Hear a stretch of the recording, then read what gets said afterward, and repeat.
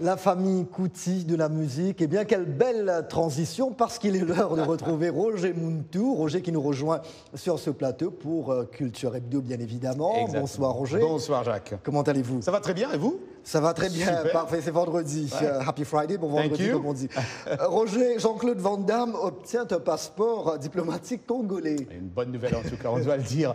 L'acteur, le réalisateur, le producteur de cinéma et le pratiquant d'arts martiaux belge a été nommé, oui, ambassadeur pour le rayonnement de la jeunesse, de la faune et pour les investissements en Amérique et en Asie. Oui, exactement. Jean-Claude Van Damme a connu un succès planétaire grâce à des films comme Bloodsport en 88, Universal Soldier en 92 et Time Cop, et j'en passe. Tapis Rouge accueille en grande pompe en République démocratique du Congo où il a été reçu par le président congolais Félix Tshisekedi. La semaine s'est achevée pour Jean-Claude Van Damme par une nomination au poste d'ambassadeur pour la jeunesse, la culture et la biodiversité.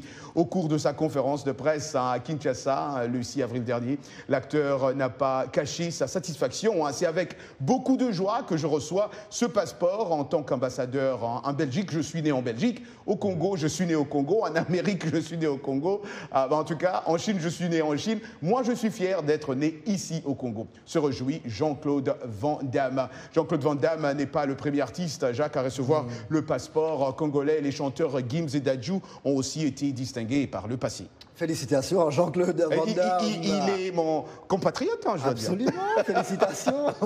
Revenons à la musique, Roger. Youssoupha vers l'infini et au-delà dans son album. Ah oui, Youssoupha. Son fils est vêtu en cosmonaute sur la pochette.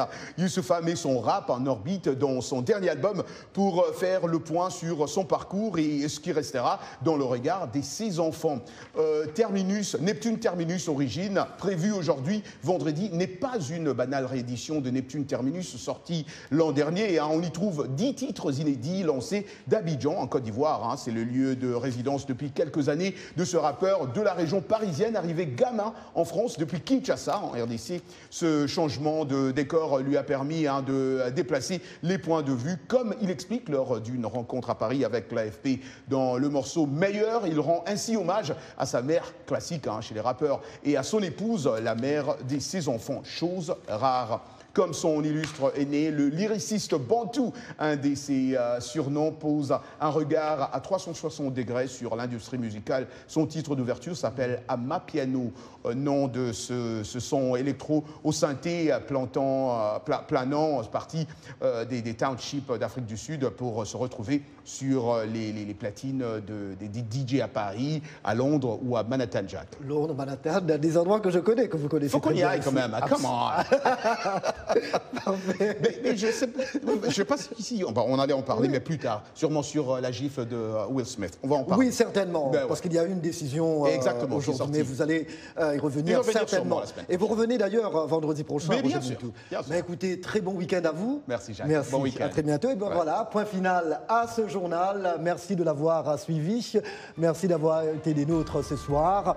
Et toute cette semaine, toute l'équipe se joint à moi pour vous souhaiter une très belle soirée et un très bon week-end. C'était Jacques Aristide de Washington. À très bientôt. Au revoir.